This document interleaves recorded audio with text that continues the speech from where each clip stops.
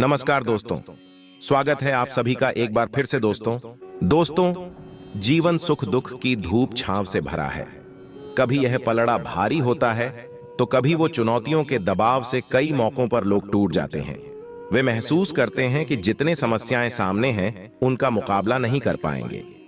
कई मर्तबा लोग सोचने लगते हैं कि वे दुनिया के सबसे कम नसीब इंसान हैं, लेकिन ऐसी जीवन की समस्याओं से हारना नहीं चाहिए। व्रत, पूजा पाठ, कुछ उपाय आपको मुश्किलों से बाहर निकाल सकते हैं। कई बार छोटी छोटी चीजें जो हमारी नजरों के सामने होती हैं, हम रोजाना इस्तेमाल करते हैं, हमें समस्याओं से निजात दिला सकती है, लेकिन हमें इनके उपायों के बारे में पता नहीं होता।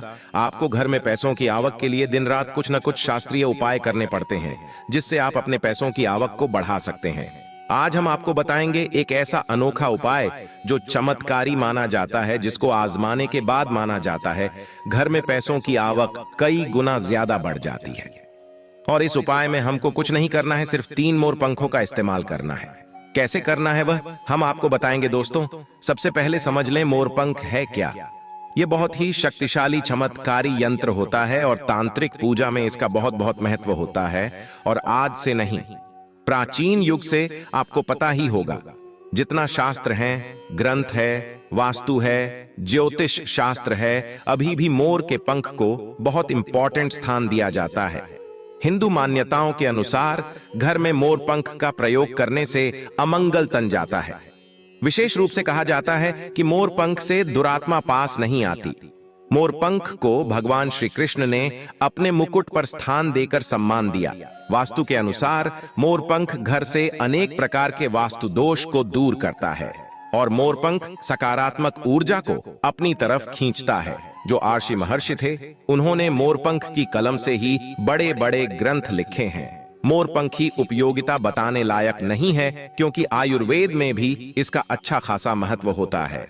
और शास्त्रों के अनुसार संध्या नाम का एक असुर था स्वर्ग पर। उसने आधिपत्य कर लिया था, देवताओं को बंदी बना लिया था।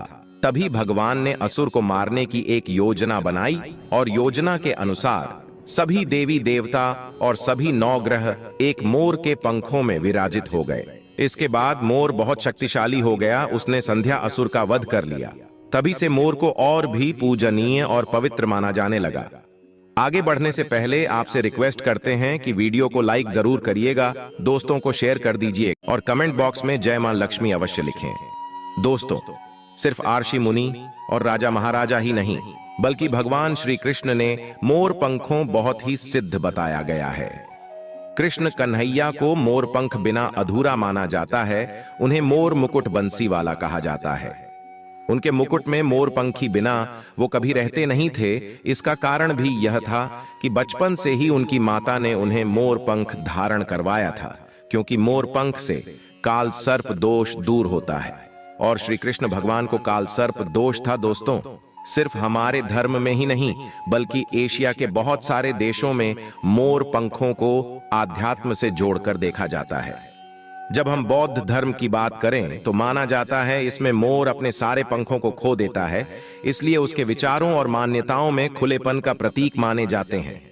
जब हम ईसाई धर्म की बात करते हैं तो मोर के खूबसूरत पंख जन्नत के दरवाजे के बाहर अद्भुत शाही बगीचे का प्रतीक माने जाते हैं।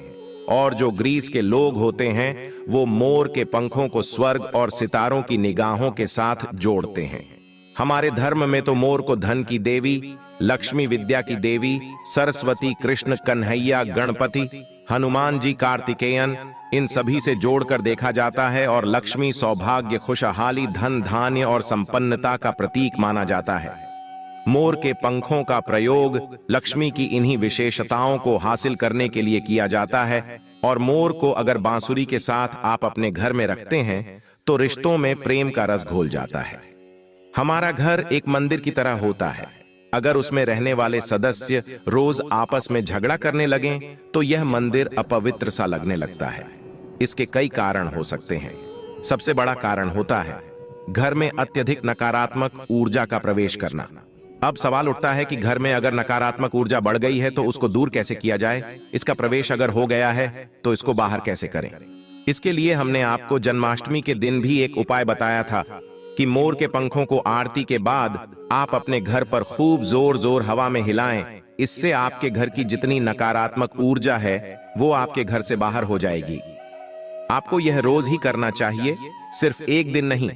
मोर पंख को अगर आप अपने घर के अंदर हाथों से ऊपर से नीचे फहराते हैं तो आपके घर के आसपास की जितनी नकारात्मक ऊर्जा है वह घर से बाहर चली जाती है।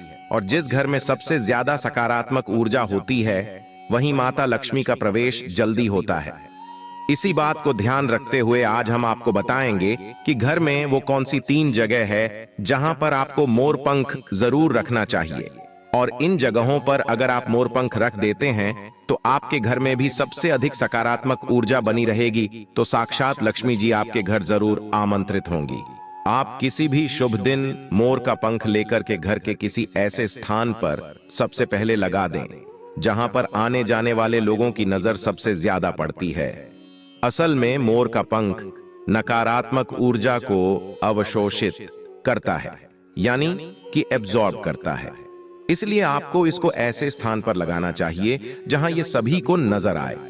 मोर के पंख के यह उपाय न सिर्फ आपको बल्कि आपके घर के सदस्यों के जीवन में भी सुख और समृद्धि जरूर लेकर आएंगे। ये उपाय आप अपने घर पर किसी भी शुभ दिन से शुरू कर सकते हैं। प्राचीन काल से आज की बात नहीं है, ये बहुत सालों से भगवान की प्रतिमा के आगे वातावरण को पवित्र करने के लिए, सब जगह वशीकरण के लिए, कार्य सिद्धि के लिए, भूत बाधा, रोग मुक्ति, ग्रह दोष, वास्तु दोष, सभी के लिए मोर पंख बहुत ही यूजफुल माना गया है। खासकर जो स्टूडेंट्स होते हैं उनके लिए तो यह राम बाण का काम करते हैं। जो कहते हैं सरस्वती माता के उपासक होते हैं या फिर विद्यार्थी होते हैं, वह पुस्तकों के बीच अगर अभिमंत्रित करके मोर पंख को रख लें तो पूरा पूरा लाभ उठा सकते हैं। अगर आप मंत्र सिद्ध करते हैं, तांत्रिक पूजा आदि करते हैं, तो उस झपने वाली माला को माना जाता है मोर पंखों के बीच आप रखते हैं तो आपके मंत्र सिद्धि बहुत ही जल्दी होती है। घर के सभी अलग अलग कमरों में मोर पंख लगाने से घर का वास्तु बदला जा सकता है। एक मोर का पंख हमारे जीवन की दिशा बदल सकता है। यदि आप भी हर समय अपने पास मोर पंख रखते हैं तो हर कार्य में आप देखेंगे कैसे किस्मत आपका साथ देने लगती है। अगर राहु केतु आदि भी हैं तो वह ग्रह दोष भी समाप्त होते हैं। स्पेशली अगर आपके घर में कोई ऐसा बच्चा है जो बहुत जिद्दी हो गया है तो मोर के पंखों से उसको हवा देने से धीरे धीरे उसकी जिद कम होने लगती है। अगर वो ऐसे नॉर्मली आपको हवा नहीं देने दें तो आप उसके जो छत का पंखा होता है उसमें मोर पंखों को लगा दें, और पंखा जब चलेगा तो उसके चलने पर मोर के पंखों की हवा भी बच्चे को लगेगी। इससे धीरे धीरे उसकी हठ और जिद कम हो जाएगी। दोस्तों, मोर के पंखों को चांदी के ताबीज में डालकर नवजात बच्चे के सिरहाने रखते हैं तो बच्चे की नजर, दोष और किसी भी तरह के अला बला से रक्षा होती है। यहां तक कि बड़े लोग भी अगर मोरपंख को बिस्तर के नीचे अपने सिरहाने रखकर सोते हैं तो माना जाता है कि किसी भी प्रकार के बुरे स्वप्न या अलग तरह के स्वप्न नहीं आते हैं। अगर आपके बच्चे का पढ़ाई में मन नहीं लगता है, कमजोर है, तो उनके कमरे में मोर पंख लगाए, स्पेशली उनके स्टडी टेबल में लगाएं, और जिस सब्जेक्ट में बच्चा पढ़ रहा है उसके उस बुक में आप मोर के पंखों को रख दें। आप देखेंगे थोड़े ही दिनों में बच्चे का कैसे कंसंट्रेशन पावर बढ़ता है, मेमोरी पावर बढ़ती है और बच्चा पढ़ाई में तेज होने लगता है। सरस्वती माता के उपासक और विद्यार्थियों को पुस्तक में मोर का पंख जरूर रखना चाहिए। दोस्तों, ये तो हुई बच्चों की बात, लेकिन जब बड़ों की बात होती है, कई बार हम बहुत सारे काम हाथ में ले लेते हैं, काम होते होते लास्ट में रुक जाता है, ये लंबे समय तक अटका हुआ रहता है, काम बढ़ता ही नहीं है। तो ऐसे में यदि आप अपने घर के बेडरूम के पूर्वी दक्षिणी यदि साउथ ईस्ट में मोर का पंख लगाते हैं तो आपके अटके हुए कार्य पूरा होने के योग बनने लगते हैं। घर में अगर पैसों की बरकत नहीं होती है, धन आता है रुकता नहीं है, तो इसी कोण में यदि दक्षिण पूर्व में आप इसको लगा देते हैं तो घर में बरकत बढ़ती है और अचानक हादसे होते हैं या एक्सीडेंट जैसे अचानक जो प्रॉब्लम्स आती हैं उन सबसे आपको मुक्ति मिलती है। आप चाहे तो आपका जो घर है या फिर दुकान की जो दक्षिण पूर्वी दिशा है वहां पर मोर का पंख स्थापित करते हैं, और व्यापारिक स्थल में अगर आप इसको स्पेशली स्थापित करते हैं तो आपके घर में कभी भी पैसों की कमी नहीं होती। और अपनी जेब में या डायरी में मोर का पंख रखें, इससे भी आपको राहु दोष प्रभावित नहीं करता। और मनचाहा पैसा कमाने के बाद भी अगर पैसा नहीं दिखता है तो आपके घर के साउथ कॉर्नर में मोर पंख जरूर लगाना चाहिए। एक और फायदा होता है मोर का पंख घर में लगाने से। वह ये होता है कि घर में अगर आपके आसपास सांपों का डेरा है तो माना जाता है घर में सांप प्रवेश नहीं करता, या किसी घर में किसी मेंबर को काल सर्प दोष है, राहु केतु दोष है, तो भी मोर पंख लगाने से उस घर में ग्रहों का असर नष्ट हो जाता है। क्यों माना जाता है? क्योंकि मोर और सर्प में शत्रुता होती है, अर्थात सर्प शरीर तथा राहु के सहयोग से बनता है।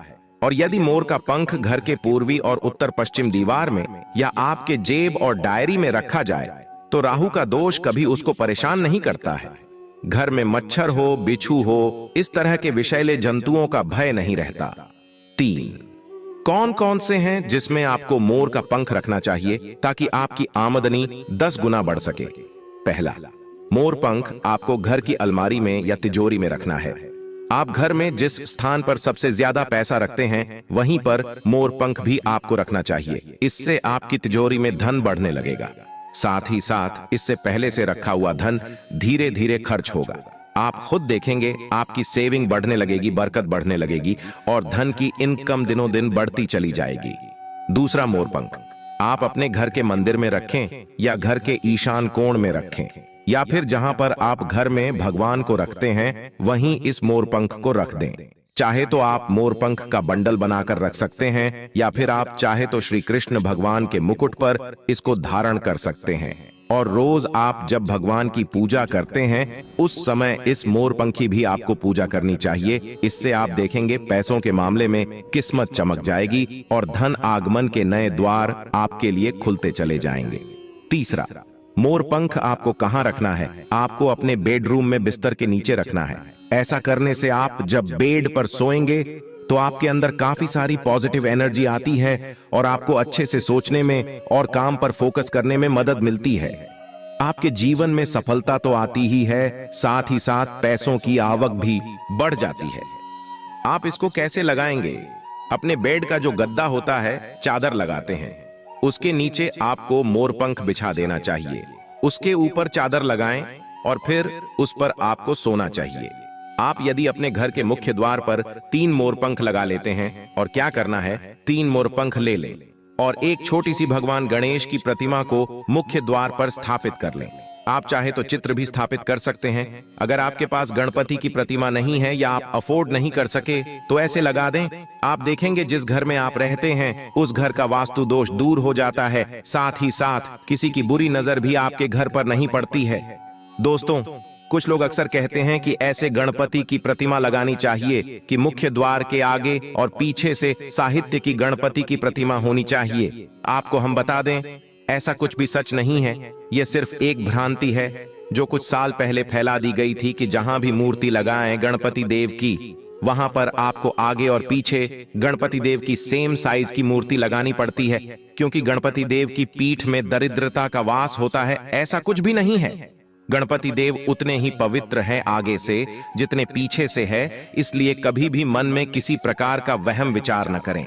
हमेशा गणपति देव की एक प्रतिमा आप अपने मुख्य द्वार पर लगाएं। आप किसी भी राजा महाराजा के महलों में जाकर देखिए या किसी भी प्राचीन इमारतों में जाएं, सब जगह एक ही साइड में गणपति की प्रतिमा लगाई जाती थी।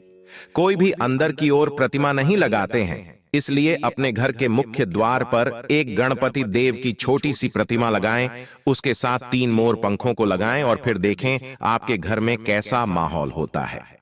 तो दोस्तों, ये उपाय जरूर कर लीजिए। आज के लिए बस इतना ही दोस्तों, धन्यवाद।